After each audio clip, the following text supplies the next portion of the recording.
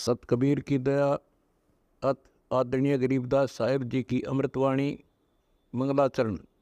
गरीब नमो नमो सत पुरुष को नमस्कार गुरु की नहीं, सुर नर मनजन साधुआ संतो सर्वस दी नहीं। सतगुरु साहेब संत सब दंडो तुम प्रणाम, आगे पीछे मध्य हुए तिनको जहाँ कुर्बान।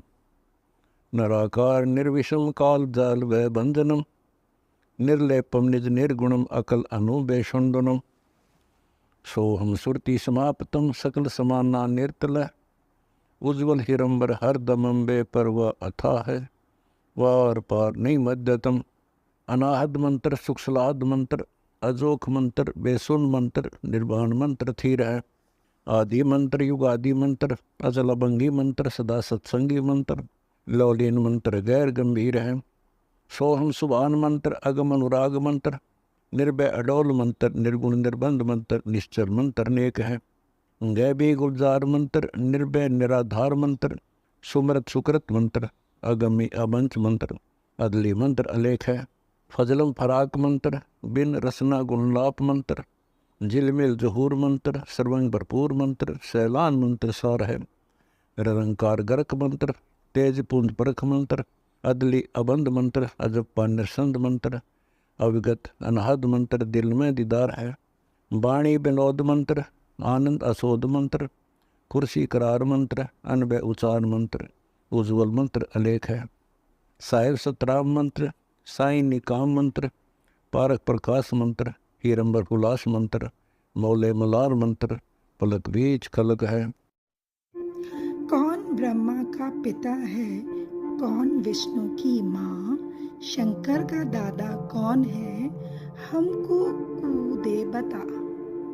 यह जानने के लिए कृपया सुनिए जगत गुरु तत्वदर्शी संत रामपाल जी महाराज के। ध्यान निरंकार, निरंकार कोई जाप नहीं है। निरंकार की तरह तो जाप जपया करता उस कैसे, जैसे एक समय दो तपस्वी थे, उन दोनों तपस्वी हाहा और हूहू, तो एक का हाहा नाम था, एक का हूहू। तो उन हाहा हूहू के मन में अपने अपने तप का अभिमान बन गया। हाहा कहता है मैं तेरे से ज्यादा बलवान हूँ, ज्यादा तप मेरे अंदर साथ शक्ति है। हूहू कहता नहीं, मेरे अंदर तप तेरे से ज्यादा शक्ति, तप की शक्ति ज्यादा है। तो उन्होंने अपना फैसला करवाने के लिए किसी एक थर्ड पर्सन की आवश्यकता पड़ी। वो पहले पहुंचे इंद्र के पास। इंद्र ने सोचा यदि मैं एक को कह दूंगा ये तो इसके अंदर बल ज्यादा है, शक्ति भक्ति का तप का, तो दूसरा नाराज होते ही मेरे डंक मार देगा, श्राप दे देगा। क्योंकि सिद्धों में श्राप, तपस्वियों में सिद्धियां होती हैं, वो श्राप तुरंत दे देते हैं। जैसे हाथ लगते बिरड और तो ये डंक मार देते हैं, सर्प डंक मार देते हैं। ऐसे ये संत साधक हैं जो तत्व ज्ञान से अपरिचित हैं। तो ब्रह्मा जी कहने लगे, और इंद्र जी ने अपना पीछा छुटा लिया कि महापुरुषों मैंने तो कभी तप किया नहीं ऐसा, और ना मुझे इसके बारे में ज्ञान, कौन से में ज्यादा है कौन से में कम है। फिर वो ब्रह्मा जी के पास गई, ब्रह्मा जी से भी यही प्रश्न किया। तो ब्रह्मा जी ने भी यही सोचा भी एक को तो कहना पड़ेगा तेरे में ज्यादा तप है, इसमें कम है, तो एक नाराज होगा ही होगा, और नाराज होते तुझे श्राप देगा। कहने लगा महापुरुषों मुझे तो सृष्टि कर्म से समय नहीं मिलता, और मुझे इतना ज्ञान भी नहीं है। आप विष्णु जी के पास जाओ। विष्णु जी से भी यही प्रश्न रखा। यही बात विष्णु जी के मन में आई कि अभी एक तो पावेगा इनमें कम शक्ति वाला, और यही तेरे साथ करेंगे। अगर तूने इस एक को कह दिया जो शक्तिशाली है, दूसरा श्राप देगा, जैसे नारद ने दे दिया था भगवान विष्णु को श्राप। तो कहने लगा भाई ऐसा है महापुरुषों, महात्मा जी मुझे तो इस पालन पोषण में सतिथि में बहुत समय लगता है, और मेरे पास इतना समय भी नहीं, और मैं जानता भी नहीं, क्योंकि तप ऐसे तप हमने नहीं किए जैसे आपने किए। आप भगवान शिव के पास जाओ, क्योंकि वो बहुत साधना करते तपस्वी हैं। शिव जी के पास आए तो शिव जी के मन में भी यह बात आई कि ये एक को अगर मैंने मना कर कमजोर बता दिया वो श्राप देगा। वो बोला, वो शिव जी ने कहा भाई आप ऐसे करो, एक मातंग ऋषि है नीचे, वो तप करता है, और तप के बारे में जानकारी वही ज्यादा रखता है हमारे से, आप वहां जाइए। अब वो मतंग ऋषि के पास आ गए। मतंग ऋषि डिल डोल, बहुत तगड़ा शरीर, कति नो इतना पेट, और नो बैठा अपने आसन पर, पूरी पाड़ की पाड़, तगड़े शरीर था। अब वो दोनों ने देखा कि वो है मतंग ऋषि, वो बैठा। एक के मन में आई कि तो अच्छा हाथी सा पड़ा है भाई, हाथी सा बैठा है। दूसरे के मन में आ गई कि यो तो मगरमच्छ कैसा आदमी है भाई, वो तुरे मगरमच्छ। अब मतंग ऋषि के अंदर एक सिद्धि थी जो मन की बात पकड़ लेता था। ये सिद्धियां होती हैं, एक सिद्धि मन वृत्ति बतावे, एक सिद्धि जल पैर न लावे, एक सिद्धि जो बहु जग जीवे, एक सिद्धि जो कुछ खावे न पीवे, एक सिद्धि आकाश से उड़ जाई, एक सिद्धि जल पैर न लाई, एक सिद्धि ब्रह्मांड चलावे, एक सिद्धि निस्वासर जागे, एक सिद्धि सेवक हो आगे। इस तरह की 24 सिद्धियां हैं, लेकिन इनके पास जो साधना है इनसे 8 सिद्धियां, अष्ट सिद्धियां प्राप्त हो जाती हैं। इनमें से एक सिद्धि भी जिसको मिल गई वो प्रभु पाक जाता है, हल्दी की गांठ मिलते ही पंसारी बन जाते हैं। और 24 आंख की जो सिद्धि 24 भी आ जाए तो भी इनको प्रयोग नहीं करना चाहिए संत ने, वो तो बाई प्रोडक्ट है भक्ति की, भक्ति आगे चलना चाहिए हमने। तो उसके पास एक मन वृत्ति बताने की सिद्धि थी, उसने उनके मन की वृत्ति जान ली और पता लग गया कि इसने तो मेरे बारे में कहा तू मगरमच्छ जैसा है और इसने कहा हाथी जैसा है। तो उन्होंने जाकर प्रश्न किया कि महात्मा जी हमें बताइए कि हमारे में किस में तप और तप की शक्ति ज्यादा है। मतंग ऋषि बोला भाई ये फैसला तुम खुद ही कर ले और खुद ही करो। आप कह रहे थे ये बड़ा हाथी सा पड़ा है, आप कह रहे थे मगरमच्छ सा पड़ा है। तो वह सुन्न हो गए, भाई महात्मा तो जानकार है, हमारे मन की बात पकड़ गया। तो उसने आश्राप दे दिया कि तुम एक हाथी बनो, एक मगरमच्छ बनो। वो उड़ा दोनों मर गए, एक ने हाथी का जन्म ले लिया, एक मगरमच्छ की, एक हाथनी का जन्म हुआ, एक का मगरमच्छ, मादा मगरमच्छ से जन्म हो गया। अब दोनों पड़का खाखा खूब हो गए मजबूत। एक दिन हाथी पानी पीने गया था, पानी पीने जाता है, लेकिन उस समय संयोग आ गया उनकी वह भक्ति की परीक्षा, शक्ति की परीक्षा होने का। जो ही उसने पानी पीने के लिए हाथी ने दरिया में पैर रखा तो उस मगरमच्छ जो बन रहा था उसका साथी उसने पकड़ लिया, और मगरमच्छ हाथी को पानी में जल में खींच रहा है, मगर हाथी मगरमच्छ को बाहर खींच रहा है कि दोनों ताकतवर थे। ऐसे वो सुबह खींचा तानी शुरू करते, कभी तो हाथी उसको आधा निकाल लाता बाहर, कभी मगरमच्छ हाथी को आधे से ज्यादा ले जाता जल में, फिर वो बाहर खींच लाता, और जो उसके साथी, और शाम को वो छोड़ देते थे। समय था निर्धारित, जैसे शाम का सूर्यास्त होते ही वो अपना अपना युद्ध बंद कर देते थे। अगले दिन हाथी फिर आ जाता था, उसको पैर पकड़वा देता था, ले पकड़। अब उसके हाथी के जो साथी थे, हाथी झुंड, वो तोड़ तोड़ के पत्ते जंगल से लाते थे, उस हाथी का अगर डालते थे वो खाता रहा। 1000 वर्ष तक, कहते 10,000 वर्ष तक लड़ते रहे। बता, वो हाथी भी जाते रहे, इन मूर्खों का रोज का काम है भाई, चलो हम तो ही पड़े, को नहीं पार पड़े। तो हाथी कमजोर हो गया, हाथी। और मगरमच्छ का तो वहाँ हार था ही, मछलियाँ वगैरह वहाँ नरी पैदा हो और वो खाया करते, और भी नरे कछुए मंडक। तो एक दिन हाथी को मगरमच्छ ने जल में खींचना शुरू कर दिया, और हाथी वीक हो गया था, शारीरिक कमजोर हो गया था, निर्बल हो गया था। तो उसने उसका डूबने को हुआ तो वो सूंड ऊपर को कर लेता हाथी, क्योंकि उसमें श्वास होता है। तो वो जब सूंड भी डूबने को हुआ और नाक में पानी गिरने लगा, तब उसने बोल नहीं सका हाथी, कहते बोल तो सकता ही नहीं था। उस समय उसने हृदय से आधा ही कहा था, हे राम बचाई। तो उसी समय परमात्मा ने आकर के उसे मगरमच्छ के हाथी पर मगरमच्छ के सिर पर हथियार मारा, मगरमच्छ का मुंह ढीला पड़ गया, हाथी का पैर छूट गया। तो ऐसे, तो यहाँ कहते हैं इसको ररंकार धुन कहते हैं। ररंकार मतलब कसक के साथ हृदय से, जैसे मरता हुआ भगवान ने याद करा। उन संतों की इस विचार को सुनकर भी उनके मन में ये आस्था फिर भी थी, कोई संत ऋषि मिलेगा, कोई संत मिलेगा जो हमारा कष्ट निवारण कर देगा। पुण्यात्मा, यही हमारे अंदर आज भी है। बेशक हमें ये ज्ञान मिलता था कि जैसा कर्म किया प्राणी को भोगना ही पड़ेगा, फिर भी हम उसके अपने दुख के निवारण के लिए कोई झाड़ा लवाने वालों के पास, कित पामिष्टों के पास या किसी जंतर मंत्र करने वाले सियाने और बौड़ों के पास हम घूमते ही रहते थे, क्योंकि हमें पता था कि परमात्मा एक ऐसी शक्ति भी है जो दुखों का अंत कर देती है। तो अब वो भी धारणा आत्मा में पहले से विद्यमान है। तो ऐसे वो फिर भी तलाश कर रहे थे। एक दिन परमेश्वर के चरणों में पहुंचे और दोनों ने प्रणाम किया, चरणों में शीश रखा। प्रभु ने मुनिंद्र रूप में आए पूर्ण ब्रह्म ने दोनों के शीश पर एक एक हाथ रखा। ज्यों ही उन्होंने हाथ रखा, प्रभु ने उन दोनों नल और नील का वो कष्ट छू मंत्र हो गया। ऐसा शरीर हो गया जैसे कष्ट कभी था ही नहीं। दोनों के दोनों ने चरण पकड़ दिए, हे परमात्मा आप कहाँ छुपे थे, हे ऋषि जी आप कहाँ थे मेरे मालिक, हम तो 20 वर्ष से इस कष्ट को भोग रहे थे। सभी ऋषियों ने, महर्षियों ने ये कह दिया था कि तुम्हारा भी मृत्यु के साथ ही समाप्त होगा और कोई विकल्प नहीं है।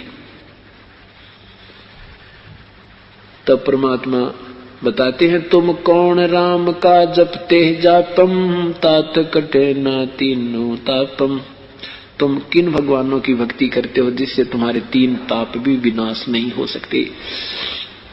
ये तुम्हारा 3 ताप के अंतर्गत के कारण 3 ताप, यानी जैसे पिछले जन्म में तुम्हें कोई गलती की थी, किसी देव ने तुम्हें श्राप दे रखा था, अब तुम्हारे प्रारब्ध में ये लिखा गया था। ये पूर्ण संत के बिना ये समाप्त नहीं हो सकता, पूर्ण परमात्मा के उपासक बिना। अब अपने आप को गुप्त करके परमात्मा वहां कह रहे हैं कि मैं उसी का नुमाइंदा बनकर आया हूं। अब जो दुख दूर हो गया तो कुछ भी कहे वही मानना होगा कि हाँ प्रभु बिल्कुल सही मेरे दाता, इस संसार पर कोई संत नहीं है, कोई ऋषि नहीं है, आप पूर्ण ब्रह्म हो, आप सर्वशक्तिमान हो।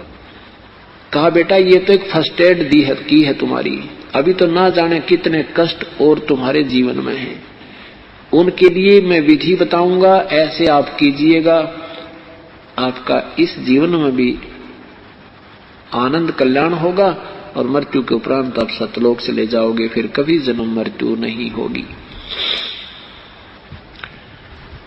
अब तो कहना ही क्या था, दोनों ने उपदेश ले लिया और कहा बेटा यहाँ सेवा करना, बर्तनों की सफाई, बर्तन साफ करना और जितना भी हो सके अपने शारीरिक सेवा करना। इस मिट्टी को लगा दो भगवान के चरणों में, इसका कुछ नहीं बनना, इस मिट्टी का ये 5 तत्वों का पुतला फूंक दिया जाएगा। अब इस मिट्टी से कुछ लाभ लेना है तो समर्पण कर दो, सिर धर पाओ। और जैसे कोई बुजुर्ग हैं, सत्संग में आते हैं, अपाहिज हैं, उनकी सेवा करा करो बेटा, उनके कपड़े धो दे, बर्तन साफ करे, बुजुर्गों के, वृद्धों के हैं, ऐसी ये सेवा होती है। तो उन्होंने गुरुदेव की आज्ञा, उनको तो था, कहते हैं ना, जैसे सुना करते थे भाई ये तो प्रारब्ध का कर्म है, ये तो भोगना पड़ेगा, भाई आगे भक्ति करो, आगे तुम्हें कष्ट नहीं होंगे। तो परमात्मा परमेश्वर हमें ये ज्ञान देते हैं, जैसे किसी के पैर में कांटा लगा हो और कांटा निकले नहीं, कोई कहे कांटा तो निकलेगा नहीं, जूता पहन ले आगे कांटे नहीं लगेंगे, तो जूता, कांटा लगे पैर में जूता पहना नहीं जा सकता। कांटा निकले और इस डर से जूता पहने भगवान कहीं फेर ना लग जा, तो वो जूता सुहावे, कांटा लगे पैर में जूता सुहा नहीं सकता, उसको पहन नहीं सकता कोई। तो परमात्मा ने वो कांटा निकाला और कहा बेटा अगर आगे गलती कर दोगे तो तुम्हें ये भयंकर कष्ट फिर भी हो सकता है। इस डर से फिर राम नाम का जूता मर्यादावत पहन लिया। जो गुरुदेव ने आदेश दिया था ऐसे सेवा करनी दोनों ने शुरू कर दी, बहुत प्यार से। कोई नौके ना भी धो लूंगा, मैं इतना वृद्ध नहीं हूं, तो भी उससे हाथ जोड़कर नहीं, हम सेवा कर देंगे, हम तो आपके बच्चे हैं, ऐसे ले जाएं। और वो थे इतने मोटे दिमाग के, क्योंकि कंटिन्यूस ज्यादा दर्द दुख रहने से दिमाग में, उनके माइंड में ऐसा कुछ मोटापन सा हो गया था, भोले भाले से हो गए थे वे। तो उस दिन में सत्संग सुनते, फिर उसके बाद सत्संग के बाद सेवा करने के लिए दरियाओं के पास बर्तन ले जाते साफ करने के लिए, कपड़े ले जाते उन रोगियों के और वृद्धों के भक्तों। तो उसकी महिमा होगी। एक राजा की संतान नहीं थी। राजा ने उस पता लगा कि बड़े पहुंचे हुए महापुरुष हैं, जंगल में साधना करके आए हैं। तो राजा ने प्रार्थना करके अपने पास हफ्ते 10 दिन रखे, सेवा की। फिर प्रार्थना की कि हमारी संतान नहीं है। अगस्त ऋषि ने कहा ठीक है, हो जाएगी, संतान हो जाएगी। अगस्त ऋषि चले गए, पीछे से राजा के घर कन्या ने जन्म लिया। अब वो घूमता घूमता 12 वर्ष के बाद फिर उसी रेंज में आ गया। 6 महीने साधना करता था, 6 महीने ऐसे जंगल में गांव गांव नगर नगर में घूमता था। तो 12 वर्ष के बाद उसी साइड का नंबर आ गया। राजा को पता चला कि वो महापुरुष आ रहे हैं, अगस्त ऋषि। राजा ने अपने नगर की सीमा पर से लेकर वहां तक फूल बिछा दिए और खूब जय जयकार करवा दी, सब खड़े कर दिए नागरिक, आओ भगत के लिए। और साथ में अपनी कन्या को साथ लेकर गए। 12 वर्ष की कन्या पहले बहुत अच्छी तगड़ी हो जाती थी। तो वहां जाकर के कहा कि भगवान आपकी दया से मुझे पुत्री प्राप्त हुई है, आपके आशीर्वाद से मैं आपका आभारी हूं। अगस्त ऋषि बड़ा खुश हुआ और प्रार्थना की कि महाराज हमारे यहाँ कुछ दिन रुको। पहले तो कह रहा था कि नहीं मैं 1 दिन से ज्यादा कहीं नहीं रुकता हूं। फिर उसने कहा जाकर जब बता के ऐसे ऐसे आपकी कृपा से मैं पुत्री प्राप्त हुई, हम चाहते हैं आपकी कुछ सेवा करें और हमारा मन खुश होगा। तो उसने 2 दिन की हाँ भर ली और राजा ने अपनी कन्या की सेवा की करा दी। बेटा तो इनकी दी हुई है और सेवा करो महाराज की। अब धीरे धीरे वो महाराज जुड़े 7 दिन डटा। फिर कहने लगा कि मैं तुझसे कुछ मांगना चाहता हूं। राजा से कहा अगस्त ऋषि ने। अब राजा ने कहा जी हम क्या दे सकते हैं आपको, सब कुछ आपका ही है, मांगने की आवश्यकता नहीं, आप आदेश करो कि ये कन्या मुझे दे दो मेरी सेवा के लिए। अब राजा को पता था नाट गया तो पता नहीं कि बद्दुआ दे दे, कति नाश हो जाए मेरा। अपना छाती पर पत्थर धर के कि जवाब किया गया। हवले का लड़की ने जाता रहा, कर ले साधना इनकी। फिर उसको क्या हुआ, तपस्याएं करके उसने एक सिद्धि प्राप्त कर लिया। जीवन सारे जीवन में एक सिद्धि सब सागर पीवे, एक सिद्धि जो बोधुक जीवे, एक सिद्धि जल पैर न लाई, एक सिद्धि आकाश से उड़ जाई। अपने आत्मा अगस्त ऋषि ने 7 समुद्रों को एक ही घूंट में पी लिया। अब फिर प्रार्थना की उससे अन्य ऋषियों ने, देवताओं ने कि भगवान यहाँ तो सब आओ बहुत बिगड़ जाएगी, एटमॉस्फेयर चेंज हो जाएगा और आप दया करो, हमारे ऊपर रहम करो। रहम कर दिया। जन्मा है, अनादि है, इनके क्या कौन कोई माता पिता नहीं है। तो परमात्मा यही बताना चाहते हैं, वेद पढ़ने पर वेद न जान, ये बातें पुराने 18। जड़ को अंधा पत्ते खवावे, भूल गया सिरजनहारा। ये वेद पढ़ते हैं और फिर भी पूजाएं जड़ की करते हैं। वेद की वास्तविकता से परिचित नहीं है और ब्रह्म को ये पूर्ण ब्रह्म आप बताते हैं। ब्रह्म को ये सुप्रीम पावर बताते हैं, ब्रह्म की पूजा के लिए कहते हैं, जबकि वो ब्रह्म कहता है कि वो परमात्मा कोई और है। इसलिए वेद पढ़े पर भेद ना जाने, ये बातें पुराण 18। अब सर्वानंद कहने लगा कि नहीं, इनकी कोई माता पिता नहीं है। परमेश्वर ने फिर वो बताया कि शिव पुराण रुद्र संहिता अध्याय 6 और 7 को पढ़ के सुना स्वामी जी, निष्पक्ष भाव से प्रभु को साक्षी रख के। उसमें क्या लिखा है, उसमें लिखा है कि ये सदाशिव जो है ये काल है, ये काल रूपी ब्रह्म ने, और वहां ऊपर शिवलोक में, ऊपर ब्रह्मलोक में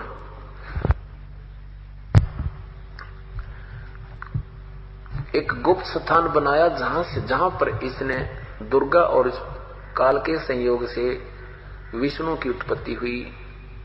इसी प्रकार ब्रह्मा की उत्पत्ति की। ये उनके माता पिता हैं।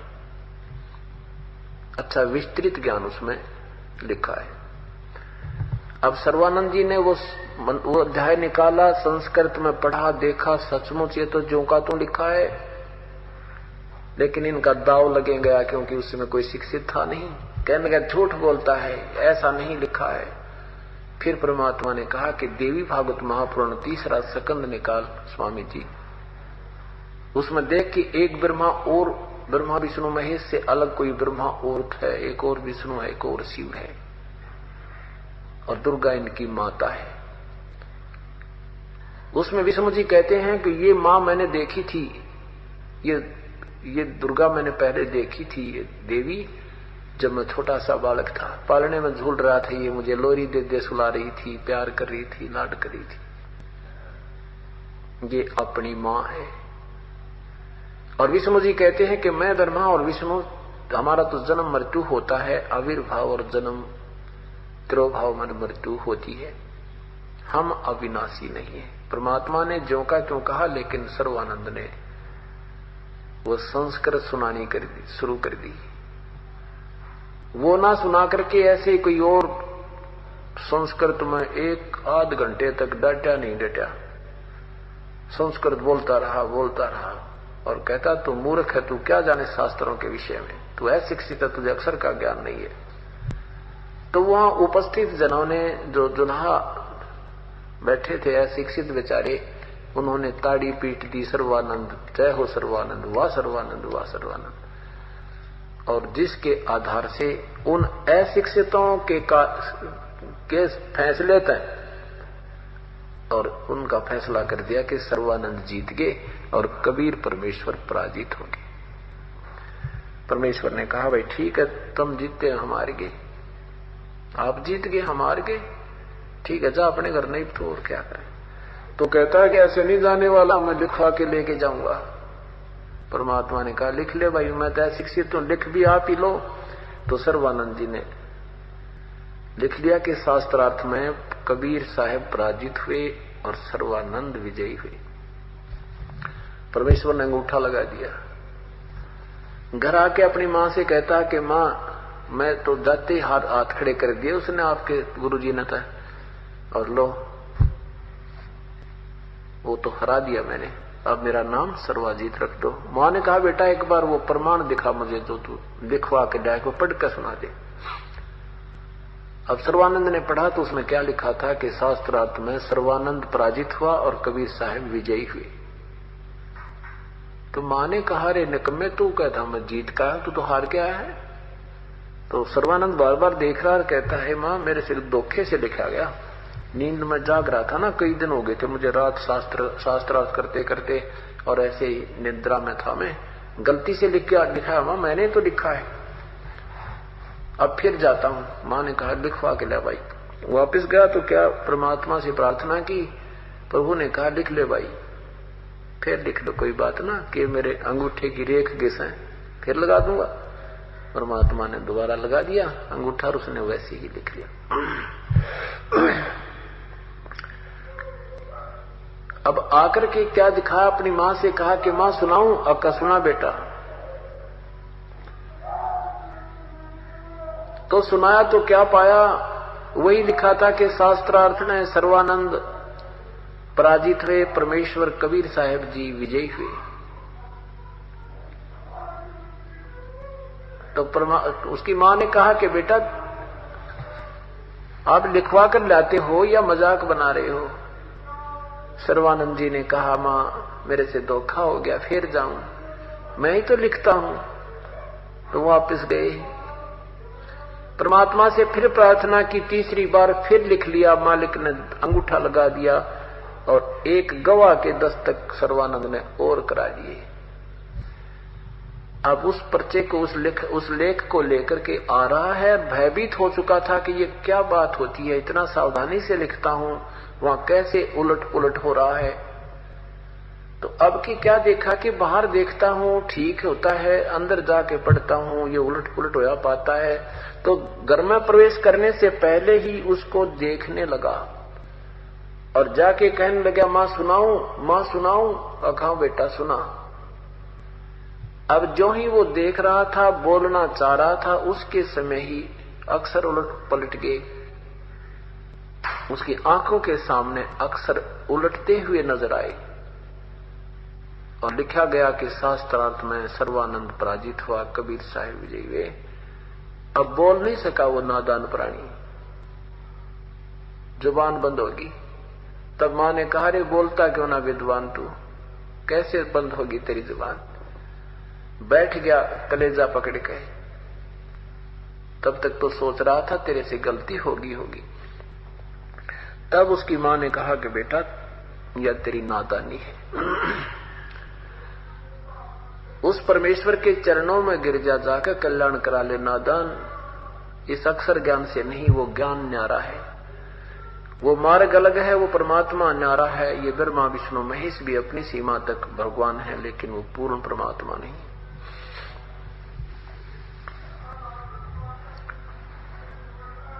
तो उसने सर्वानंद ने कहा कि माताजी मुझे शर्म आती है और मेरे साथ चलिए, आप भगवान से मुझे उपदेश दिला दो।